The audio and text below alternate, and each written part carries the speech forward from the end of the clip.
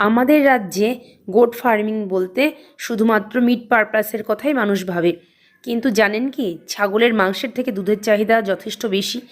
আর এই দুধের দামও অনেক বেশি, জায়গা বিশেষে 500 থেকে 1000 টাকা পার লিটার দুধ। আর যদি পাউডার মিল্ক তৈরি করে বিক্রি করা যায় তাহলে 4 থেকে 5,000 টাকা কেজি পর্যন্ত পাউডার মিল্কের দাম আছে।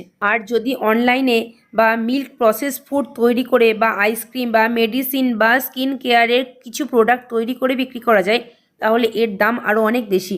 যদি বড় কোনো ফার্ম করতে পারেন তাহলে অন্যান্য বড় বড় কোম্পানিতে আপনারা নিজেরাই সাপ্লাই দিতে পারবেন।